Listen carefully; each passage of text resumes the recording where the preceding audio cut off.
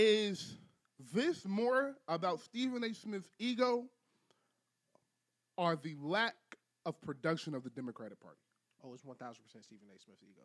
Okay. It's genuinely, and I don't mean to say this condescendingly in a way, because of course Stephen A. is one of the most accomplished individual journalists of our lifetime, if not the most. For sure. Like easily. From where he started to where he is, respect to Stephen A. Smith. 20 million a year, dog. Yo, some niggas not making that in the league. Bro. But I think it is 80% ego, 20% naivety, or naivete, however people say that. Because, and this is the reason I wanted to advise him not to do it. Stephen Smith, you could be the most popular nigga in the world for the next 4 months. The Democrats will not let you win that ticket. I promise you. And if you do not believe me, ask Bernie, who's done it twice.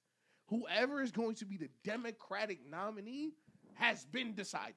And not to say it's been decided like, oh yeah, this is going to be the person. There is a list of niggas who may be the next nominee. You are not on that list. Okay. And that is not something that you could change as Stephen A. Smith. He just would not have the resources. But the reason I think it's ego is because it's easy to feel like, it's so funny because Stephen A. work on First Take, so he do this all the time. But like, it's easy to feel like, it ain't that hard. He just got to do this. He's going to do this. Like, bro, AOC has been in the news for like 3 days. Just look off the linebacker, look off the safety, turn your hips, and throw the fucking football. Like, literally, niggas pause the video on Twitter like he's wide open. But AOC spoke at a global conference. I think it was sometime this week, and people have been killing her for 3 weeks because someone asked her a serious geopolitical complex question about Taiwan and China. About Taiwan. Like, if China invades Taiwan, would U.S. put troops there? First of all, she has no fucking way to know.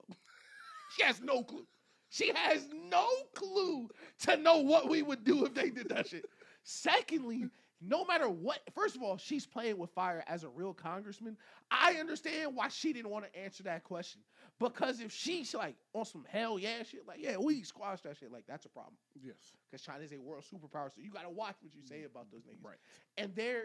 And lastly, like, the reason I brought the AOC shit is because, like, it is so much ground to cover as a real politician that it's hard for me to think Stephen A. Smith, no matter how much news he watches or how many people he interviews, will have the depth of political knowledge needed to actually do the job. And you see that problem with Trump. Trump was president for 4 years. This was his second run at president, and you still see him be unsure or make mistakes about regular geopolitical shit all the time because he used to be a TV host. Right. He doesn't actually know. So I think Stephen A., like, the worst thing, shout out to South Park, the worst thing that could happen is Stephen A. Smith actually win. Yeah. No shit, nigga. Like, because he just does not have the tools. Like, even if you did win, it would be the worst thing that ever happened to you, my nigga. Do you know how stressful that is? Bro, like, fam, Obama did a podcast this week. He was like, yeah, aliens real. They wouldn't let me see him. What? What? They wouldn't let you see them, nigga? You were the president for 8 years. What you mean? It's like, who? Yeah. Like, who wouldn't let you see it? Who the fuck are you talking about? Like, who was like, nah, Brock, not right now. Bro, it's so fucking stressful. I think it's so funny. Like, have you seen the CIA nigga videos? Like, that shit is real, bro. Like, it is, and I genuinely believe this. We have. And you mentioned, like, as you grow, you learn more about the government, learn things about how things work and all that. The more I learn about the government, and I hope Stephen A. Smith really sits down and, like, thinks about this, and he'll see this episode because he's for sure a friend of the show because he's stealing my shit. But I genuinely want to ask him, would you not be terrified? Yo, the type of shit that they be saying the military, fam. So we last month, we kidnapped the president of another country. I need niggas to understand how crazy that is. Like, and like, we be watching the Avengers movies, and niggas be like, yo, that's... Stop! Stop! Let me explain something, guys. If you're in the middle of a conversation and he's explaining how scary a job a human is going to take, and the only example he can give is a fucking adventure movie, you probably shouldn't take the fucking job, okay? Would you be Hawkeye? Would you be also, even if you could shoot like that, would you be Hawkeye? Like, for real? Continue. Fam. And I want to describe how crazy the government, like the U.S. government and the military is, right? If everyone in America never spent $1 again and just saved their money and tripled it, we would not come close to the U.S. military budget. We invaded, we grabbed the president. I'm gonna give you a time frame. Let's say it was 4 hours. Fam, the niggas in the country who's like defending against us, they said, we've never seen anything like it. They said, first a helicopter flew in and 6 people came down, and everyone started throwing up on our side. So what the fuck? They are hitting these niggas with weapons you can't describe. He said my eyes and nose was bleeding. I couldn't see anything. What? Are you crazy? Bro, it was a scientist last week. Scientist gave himself brain damage last week, right? Trying to disprove the Havana syndrome. Remember I told you about this like 3-4 years ago? Niggas are still trying to figure out if it's real. Fam, this nigga, these niggas will sit in a car 3 blocks away from you, point this sonic gun at you, and give you schizophrenia. Like, literally change your life. Like, do you know the danger? Like, Donald Trump, like, I get it. Like, that nigga getting shot and getting reacted like that. Like, at first I was like, that nigga's crazy because he's got shot at. Why was he not pressed? He probably was like, oh, that's just a gun? All right, bet. Like, do y'all niggas know the shit in them? Like, bro, I would never, ever, ever want to be nowhere near no shit like that. So, you ended that so well because my first thought when I saw this was Stephen A. Smith might have a top, and we're taking athletes. Yeah. And we're gonna take entertainers out of this because right. Everybody wants to be an artist and entertainer and have all the free time in the world. As far as people that are still in corporate, Stephen A. Smith has a top 0.1% life. Yeah, like easy. Literally, easy. He is making $20 million a year. Just from ESPN alone, guys. Right. I'm not talking about his podcast, the Stephen A. Smith Show, right. which does very well, millions of subscribers on YouTube, independent. He's on Sirius XM Radio. Yeah. This $20 million a year is just from ESPN. No speaking engagements, nothing. He probably makes another 3 to 5 off, like you said, speaking to talk to you, I got excited. Speaking engagements, hostings, and his podcast and Sirius. So you're talking about $25, $30 million a year you're making. Right. Which is more money than that in a year you're making than 98% of people will make in their lifetime. Bro, Stephen A. Smith was growing up, $12,000 a year was a salary. Yo. His first job was $12,000 a year. Yeah, like he was eating sardines and ramen. So I get the ego of like, dog, I came from this to this.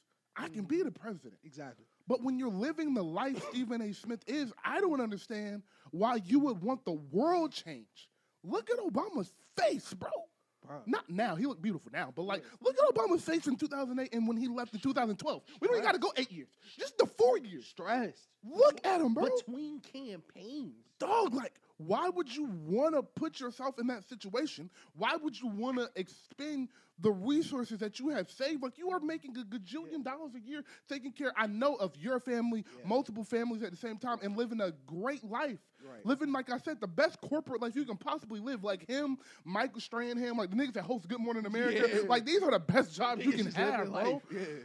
Nick Cannon. Yeah, great pick. Great fucking pick, my nigga. Great pick.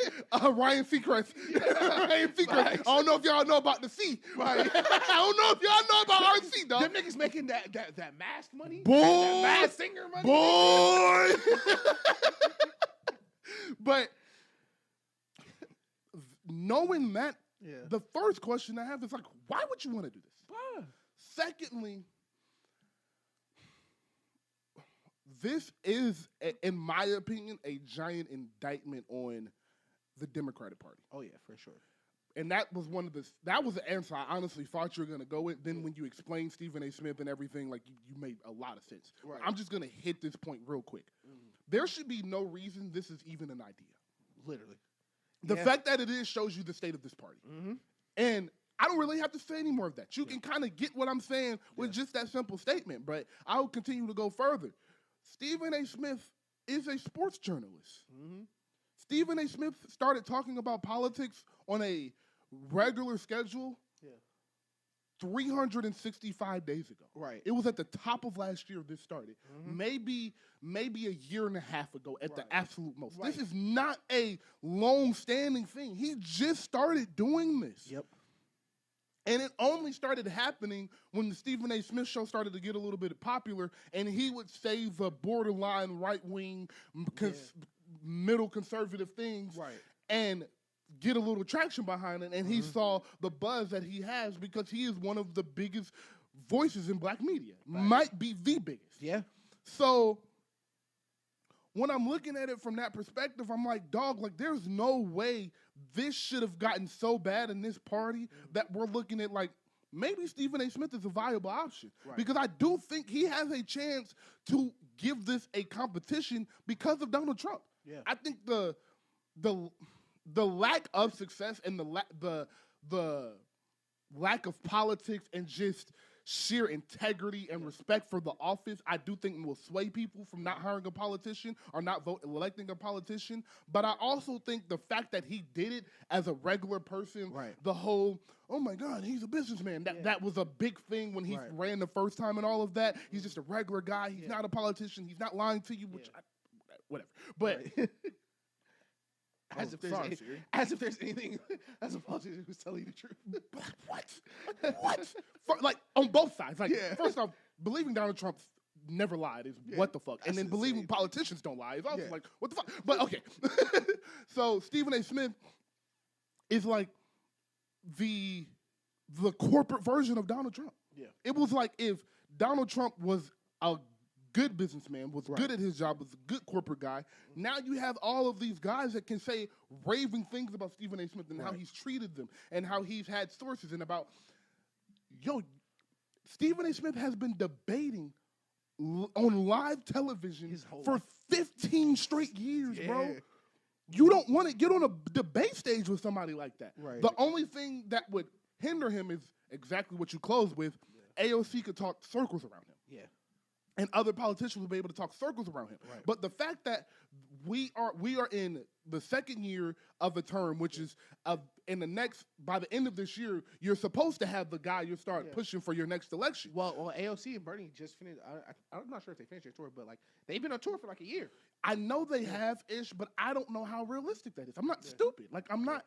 I know what this country is, and I know what that's gonna sound like. And where I think it might be a little bit more favorable this time is, and my Dami showed me this in New York, bro, people are looking for hope. Yeah.